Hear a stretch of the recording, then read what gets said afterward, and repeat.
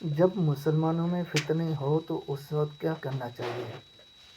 حضرت ابوبکر صدیق رضی اللہ تعالیٰ عنہ فرماتے ہیں، رسول کریم صلی اللہ علیہ وآلہ وسلم نے فرمایا، اس میں کوئی شبہ نہیں، عنقریب فتنوں کا ظہور ہوگا، یاد رکھو، پھر فتنے پیدا ہوں گے، اور یاد رکھو ان فتنوں میں سے ایک بہت بڑا فتنہ یعنی مسلمانوں کی باہمی محاذ آرائی اور خون ریزی کا حادثہ پیش آئے گا۔ اس فتنہ میں بیٹھا ہوا شخص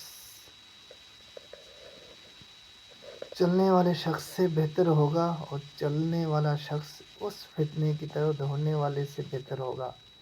پس آگاہ رہو، جب وہ فتنہ پیش آئے، جس شخص کے پاس جنگل میں اونٹ ہوں کہ وہ اپنے اونٹوں کے پاس جنگل میں چلا جائے، جس شخص کے پاس بکریاں ہوں وہ بکریوں کے پاس چلا جائے، اور جس شخص کے پاس اس فتنہ کی جگہ کہیں دور کوئی زمین و مکان وغیرہ ہو، اپنی اس زمین یا اس مکان میں چلا جائے۔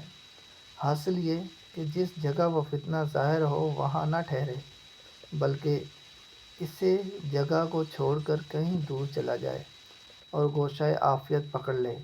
یا اس فتنہ سے غیر متوجہ ہو کر اپنے کاروبار میں مشغول ہو جائے۔ ایک شخص نے یہ سن کر عرض کیا، یا رسول اللہ صلی اللہ علیہ وآلہ وسلم،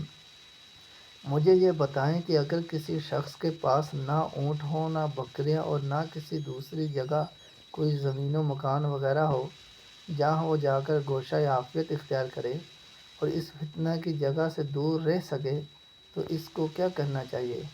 حضور صلی اللہ علیہ وآلہ وسلم نے فرمایا، اس کو چاہیے کہ وہ اپنی تلوار کی طرف متوجہ ہو اور اس کو پتھر پر مار کر توڑ ڈالے، یعنی اس کے پاس جو بھی آلات حرب و ہتھیار ہوں ان کو بیکار اور ناقابل استعمال بنا دے، تاکہ اس کے دل میں جنگ و پیکار کا خیال ہی پیدا نہ ہو، اور وہ مسلمانوں کے باہمی جنگ و جدال کے اس فتنہ میں شریک ہی نہ ہو سکے۔ یہ حکم اس لیے ہے کہ جس لڑائی میں دونوں طرف سے مسلمان برسر پیکار ہوں اور ایک دوسرے کی خون ریزی کر رہے ہوں، اس میں شریک نہیں ہونا چاہیے، اور پھر اسی شخص کو چاہیے کہ اگر وہ فتنہ کی جگہ سے بھاگ سکے تو جلد نکل بھاگے، تاکہ وہ اس فتنہ کے اثر سے محفوظ رہ سکے۔ اس کے بعد رسول کریم صلی اللہ علیہ وآلہ وسلم نے فرمایا، اے اللہ، میں نے تیرے احکام تیرے بندوں کو پہنچا دیے۔ یہ الفاظ آپ صلی اللہ علیہ وآلہ وسلم نے 3 بار کہے۔ ایک شخص نے عرض کیا، یا رسول اللہ صلی اللہ علیہ وآلہ وسلم، مجھے یہ بتائیں، اگر مجھے مجبور کر کے یعنی زبردستی لڑنے والے دونوں فریق میں سے کسی ایک فریق کی صف میں لے جایا جائے اور وہاں کسی شخص کی تلوار سے مارا جاؤں،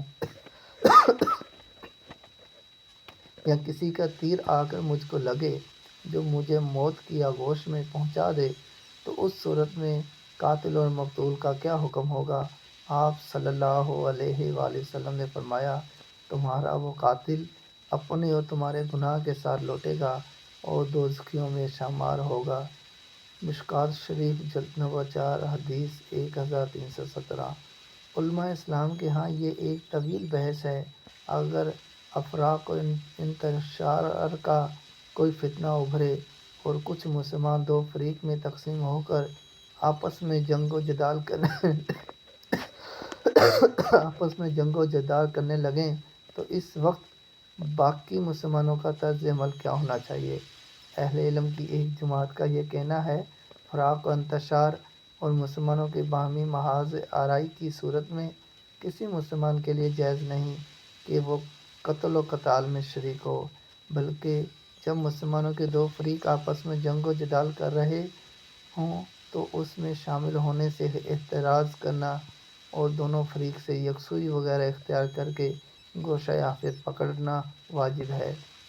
ان حضرات کی دلیل مذکورہ بالا ارشاد گرامی اور اس طرح کے دوسری احادیث ہے۔ مشہور صحابی حضرت ابوبکر صدیق رضی اللہ تعالیٰ عنہ اور بعض دوسرے صحابہ رضی اللہ تعالیٰ عنہم کا مسلک بھی یہی تھا کہ حضرت ابن عمر رضی اللہ تعالیٰ عنہ کا قول یہ ہے کہ خون ریزی کی ابتدا خود نہیں کرنی چاہیے، لیکن اگر کوئی خون ریزی کرے تو اس کا دفع کرنا لازم ہے۔ جمہور صحابہ کرام علیہم رضوان اور تابعین کا مسلک یہ ہے، اگر مسلمانوں میں باہمی پھوٹ پڑ جائے اور ایک دوسرے کے خلاف قتل و قتال کرنے لگیں تو اس فریق کی حمایت کرنی چاہیے جو حق اور انصاف پر ہو، اور جو فریق ظالم اور ناانصافی اختیار کیے ہوئے ہو یا مسلمانوں کے امام اور سربراہ سے بغاوت کر کے ملی افتراق اور انتشار کا سبب بن رہا ہو، اس کے خلاف قتل و قتال کرنا چاہیے، کیونکہ اگر ایسا نہ کیا گیا تو فتنہ فساد کا بازار گرم ہو جائے گا اور بغاوت سرکشی کرنے والوں کی ہمت افزائی ہوگی۔ اس مسلک کی دلیل اللہ تعالیٰ کا یہ فرمان ہے، اِنَّ الطَّائِفَتَانِ مِنَ الْمُؤْمِنِينَ اقْتَتَلُوا۔ یہ آیت کریمہ اس امر کو واضح طور پر ثابت کرتی ہے، جب مسلمانوں کے دو گروہ باہمی قتل و قتال اور خون ریزی میں مبتلا ہوں تو ان کے درمیان صلح صفائی کرانی چاہیے اور دونوں فریق کو اس فتنہ انتشار سے دور کرنے کی کوشش کرنی چاہیے۔ لیکن اگر ان دونوں میں سے کوئی فریق دوسرے فریق کی طئی حد سے تجاوز کرے اور اس فتنہ کو جاری رکھنے اور بھڑکانے میں مصروف رہے تو پھر اس فریق کے خلاف جو حد سے متجاوز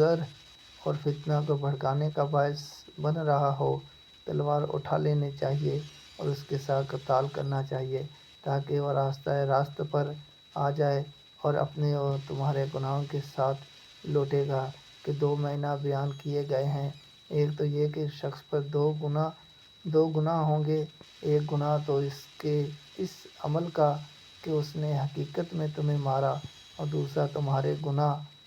اعتبار، اگر بالفرض تم اس کو مارتے اور اس کا گناہ تمہیں ہوتا تو گویا وہ گناہ بھی اس کے سارا ڈال دیا جائے گا۔ پیش ازراء جذب و توبیخ اس عمل کو واضح کیا گیا ہے کہ اس فتنہ میں کسی ایسے مسلمان کو قتل کرنے کا گناہ کہ اس جنگ سے بیزار ہو مگر مجبور اس میں شریک ہو گیا اور الاضعاف دو گنا سر پڑے گا، اور دوسرے معنی یہ ہیں کہ اس شخص پر دو گناہ ہوں گے، ایک گناہ تو اس بغض اور عداوت کا جو وہ مسلمانوں سے رکھتا تھا اور جس کے سبب تمہارا قتل ہوا، اور دوسرا گناہ تمہارے قتل کا جو اس سے سرزد ہوا اور دوزخیوں میں شمار ہوگا۔ اس کے بعد دوسرا جملہ یہ ہونا چاہیے تھا کہ اور تم جنتیوں میں سے ہوں گے، لیکن حضور کریم صلی اللہ علیہ وسلم نے دوسرا جملہ نہیں فرمایا کیونکہ مذکورہ پہلا جملے سے یہ مفہوم خود بخود واضح ہو جاتا ہے۔ شارح سنن ابو داؤد جلد نمبر 7 صفحہ نمبر 584۔